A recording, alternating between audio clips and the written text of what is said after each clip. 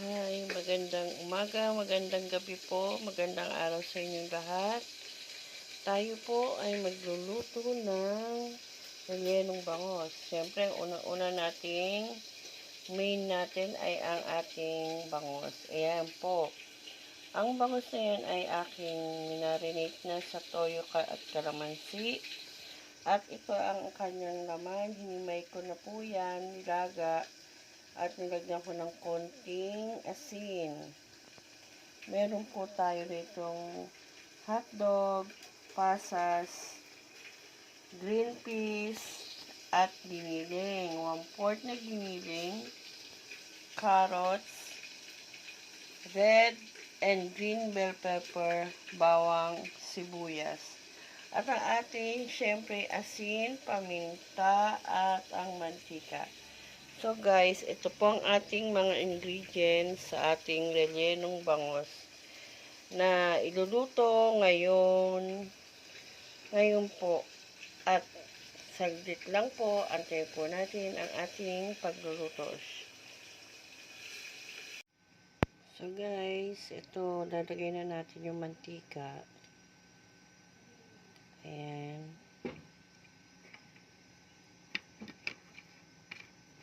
Painitin natin saglit. So, lagyan natin yung ating bawang.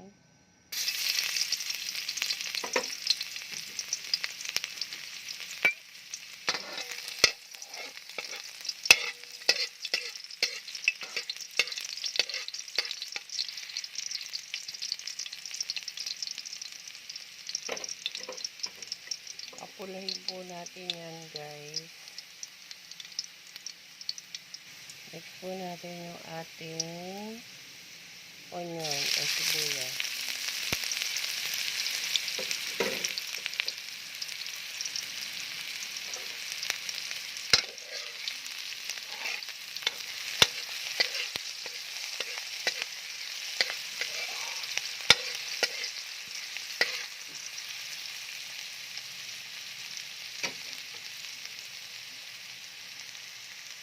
Next po natin yung ating giniling.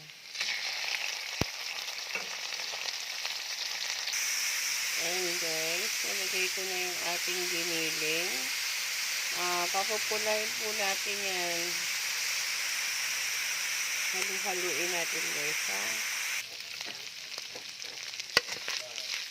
Ayan guys. Nahalo natin. Next po natin yung ating hotdog.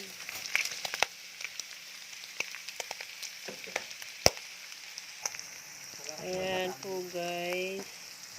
Hinalo-halo ko na yung ating hotdog, giniling. So, ang ine-next ko na dyan ay yung ating isda na hinimay ko. Wait lang po.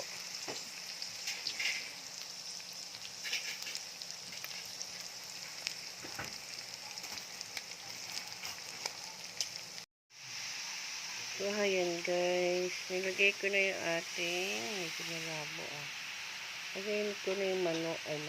Yung ating isda na hinimay. So, ayan po. So, isusunod ko na yung ating carrots. At green peas na sariwa.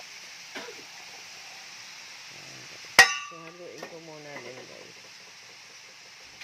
So, ayan guys. Lalagay ko na yung ating bell pepper, yung green, tapos yung red.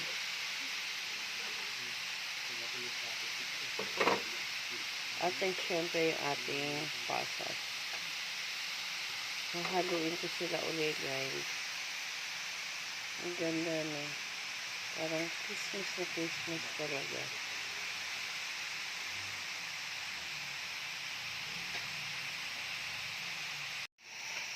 So, ayan guys. Lagyan na natin yung ating tomato sauce. Kalimutan kong sabihin kanina guys. So, ayan yung ating tomato sauce.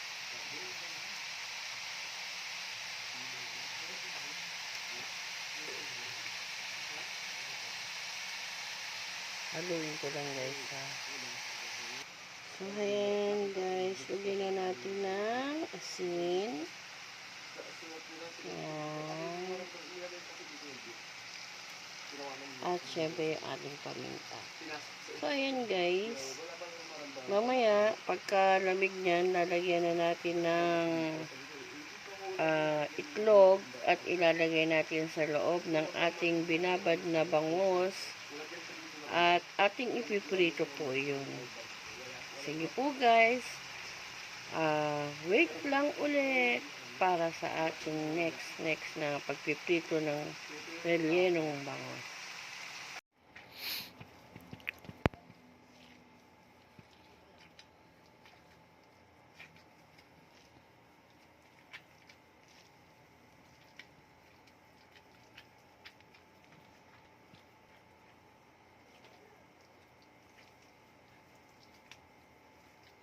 Sinama mo na itlog dyan.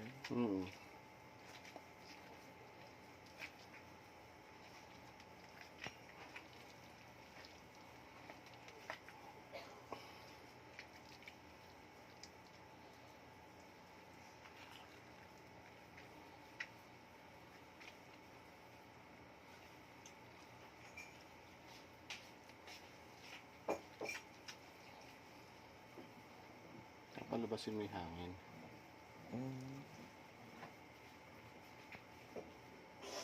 Dulo.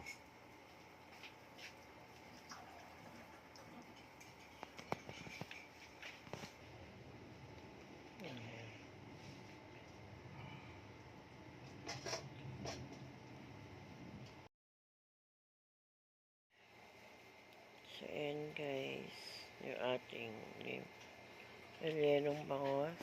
Ayan. Then,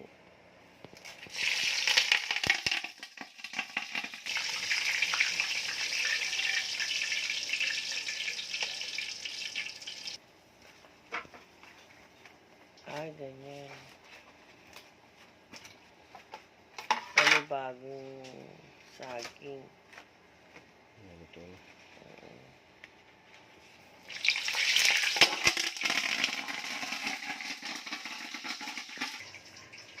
So guys, ayan na po yung ating finished product ng